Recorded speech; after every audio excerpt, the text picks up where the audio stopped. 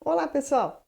Tudo bem com vocês? Hoje eu vim aqui falar com vocês sobre um livro que eu li, terminei esse mês de ler, de Maria José Silveira, que chama A Mãe de Sua Mãe e Suas Filhas. Um livro sensacional que eu achei incrível, eu adorei. Não sei se vocês estão percebendo, mas eu estou acabando de sair de uma forte gripe, então o meu nariz está meio congestionado. Minha voz deve estar um pouco diferente, mas relevem isso. E Bom, eu vou falar sobre o livro que eu achei muito interessante a escrita dela. A autora, ela escreve sobre várias gerações de mulheres de uma mesma família e intercala o nascimento dessas mulheres e a vida dessas mulheres, ela intercala com a história, com os acontecimentos do Brasil. A história toda começa com o nascimento de Inayá, uma índia. Ah, esqueci de falar. O livro não está comigo, eu já emprestei, então eu vou deixar a capinha aqui do lado, aí para vocês verem. E voltando ao assunto, voltando a falar do livro, ele começa com o nascimento de Inayá, da tribo Tupinambá, e junto com o nascimento dessa índiazinha, as naus portuguesas também chegam em território brasileiro, desembarcam nas praias do Brasil, e aí começa a história a ser contada a partir daí. A família dessa, a tribo dessa Inaiá, quais as consequências que acontecem dentro dessa tribo com a chegada dos portugueses. Isso vai desenvolvendo e vai passando de geração para geração, de geração para geração, até os tempos atuais. O livro termina no ano 2000 e é onde se fecha um ciclo.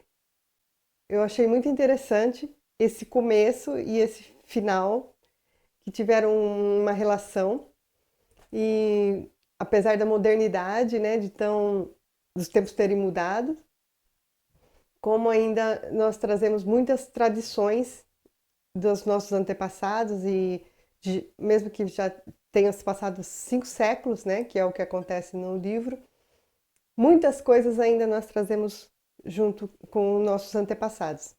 Eu achei incrível. Ela vai passar pela história. Ai, tá coçando aqui. Ela vai passar pela história da guerra dos holandeses com os portugueses, quando os holandeses chegaram no Brasil, invadiram as terras brasileiras. E ela vai contar sobre uma geração de mulher passando por esse período. Ela vai contar também a história dos escravos, quando os escravos chegaram no Brasil, né? Como eles ganhavam, como os senhores ganhavam dinheiro com esse comércio de escravos e também a influência das mulheres ali nesse meio. E assim vai sempre sendo sucessivamente.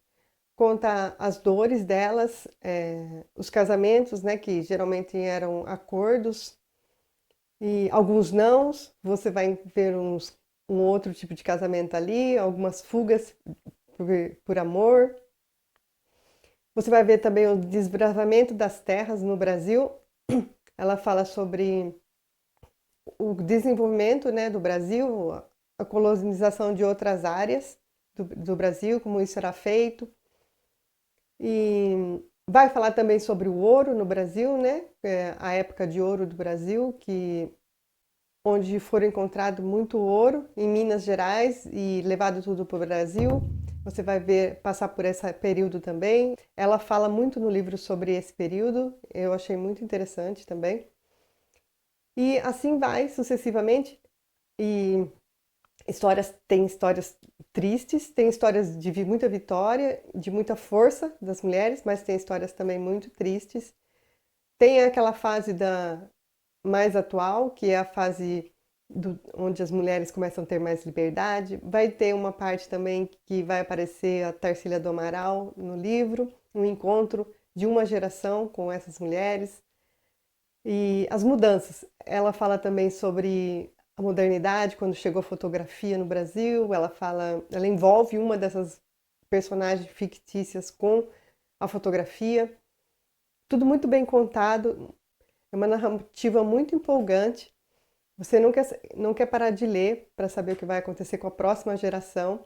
Os capítulos não são muito longos, todos eles contam de que período a que período vai acontecer essa história, e sempre há uma mudança no próximo capítulo de período, e até os tempos modernos. Ela vai passar pela ditadura até o ano 2000. E ela conta um pouco da violência no Rio de Janeiro. Ela vai se passar no Rio de Janeiro, a última história, né? E a construção de Brasília também. Existe uma mulher que está envolvida ali com uma das pessoas de Brasília, com a criação de Brasília. E eu gosto muito de história. Pode ser qualquer período, qualquer história. Eu acho muito interessante. Para mim, essa mistura de ficção com história foi muito boa, foi muito interessante. Coisas que apareceram no livro que eu não tinha muito conhecimento, eu fui dar uma pesquisada para saber, a história fica muito mais emocionante quando você faz esse tipo de pesquisa, né? Eu acho que o livro é para isso, né? Para você sempre aprender alguma coisa, né? Por mais que você ache que é uma historinha simples ou não é tão interessante, mas você sempre vai aprender alguma coisa com os livros, né? Existe um narrador ali, um narrador que está sempre se envolvendo na história. Ele te conta também muitas coisas do livro, que talvez o personagem não contasse, mas o narrador está sempre envolvido ali na história. Tem uma parte também que eu achei muito interessante, que é a parte em que as mulheres, uma das personagens, ela não está satisfeita e ela pede o divórcio. E antes que ela conseguisse se livrar daquele marido, né, que não era o marido que ela queria, ela é presa em um convento contra a vontade dela. E ali ela fala um pouco sobre a famosa loucura das mulheres, né? As mulheres que pensavam fora dos padrões estabelecidos pela época, eram consideradas loucas, né? E ela descreve bem esse período, fala bastante sobre essa história. Eu achei muito triste, é uma história triste, né? E você sabe que realmente existiam pessoas que faziam isso, maridos que faziam isso com suas mulheres. Eu achei a maneira que ela contou esse período muito bem contada. Ah, e tem também uma parte que vai se conectar com a história lá mais pro final do livro, que é de uma caixinha, que é uma das primeiras mulheres, acho que é a terceira ou quarta geração dessas mulheres. Ela vai acontecer uma coisa com essa caixinha, uma caixinha que ela vai pegar, e essa caixinha vai chegar até o final do livro. E o jeito que ela chega lá no final do livro me tocou muito, porque às vezes coisas que nós damos tanta importância hoje eu tenho uma coisa aqui, meus livros, por exemplo, que são muito importantes para mim. Talvez daqui 2 ou 3 gerações para frente, ninguém mais queira saber sobre aquilo, ninguém ache mais interessante. Eles vão olhar para aquilo e apenas vão falar: ah, era da minha avó, ou era da minha bisavó, era da minha tia, né? Então, o que é importante para a gente nem sempre vai ser para as próximas e futuras gerações, né?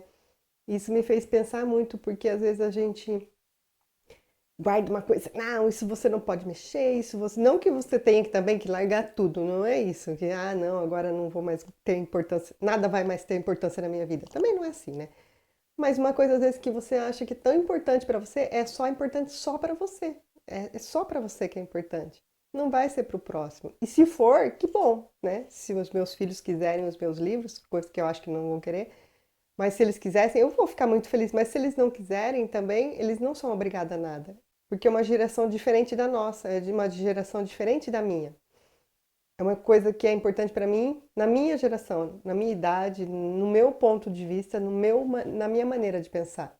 Mas para os que vão vir pela frente, meus netos, meus bisnetos, talvez não seja importante. Então, uma coisa que mudou nesse livro, uma coisa que foi muito importante para essa personagem do livro, chegou no final da história, ninguém mais sabia nem por que existia aquilo, qual era a importância daquilo, não tinha mais importância.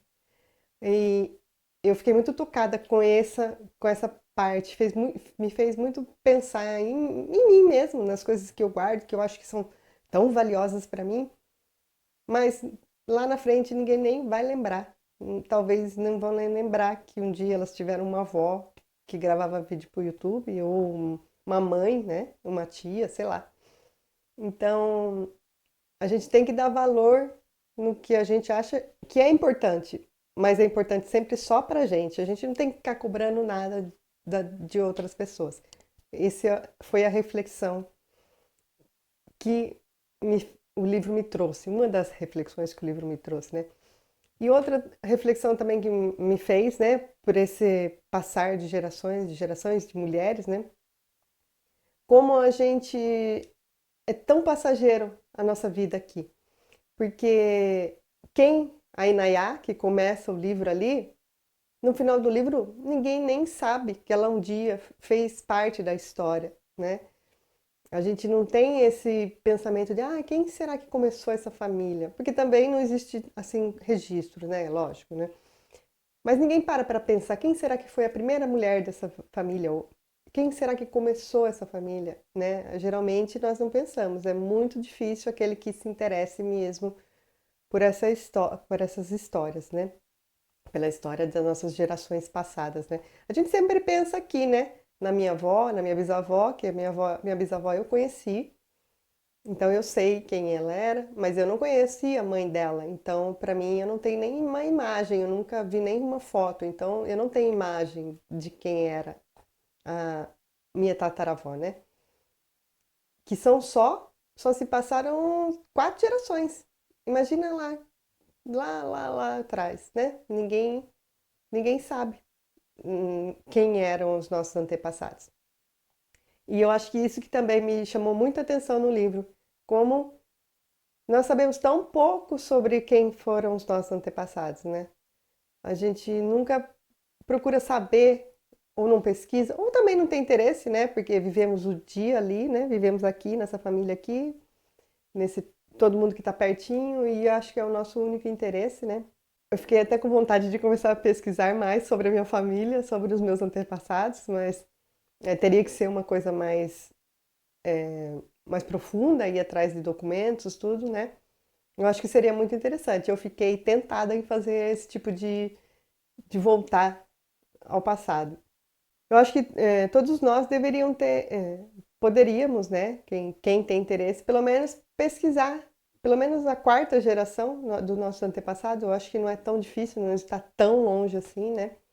Talvez o documento, ainda exista algum documento, né? Se pelo menos você souber onde elas nasceram, eu acho que não sei. Eu nunca pesquisei, então só estou dando meu palpite aqui de leiga. Mas talvez não seja tão difícil encontrar a nossa quarta geração, né? É uma coisa para se pensar, e talvez eu acho que se torne até interessante saber como foram essas histórias, né? Vou falar um pouco sobre a autora. O nome dela é Maria José Silveira. Ela nasceu em Goiás, mas depois ela se mudou para Goiânia, depois ela foi para Brasília, ela morou também em Lima, Nova York e Rio de Janeiro. Atualmente ela mora em São Paulo. Ela escreveu outros livros. Esse A Mãe da Sua Mãe e Suas Filhas foi publicado em 2002. Ela é também tradutora, socióloga, antropóloga, mestre em ciências da política.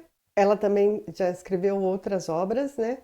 Mas eu não pesquisei sobre as outras obras, eu não sei. Esse foi o primeiro contato com a escrita dela, então eu não pesquisei sobre outras obras dela. Esse livro que eu li ele não é muito grande, ele tem 398 páginas, mas você lê rapidinho, flui muito rápido a leitura, pelo menos para mim. Como me empolguei muito, eu li em 2 semanas, como eu achei o tema muito interessante, e eu li rapidinho para chegar logo no final e saber o que ia acontecer. Se você gosta de história e ficção, você vai gostar desse livro. Espero que vocês tenham gostado da resenha de hoje. Não se esqueça de se inscrever no canal, deixar o seu like e até o próximo vídeo. Tchau!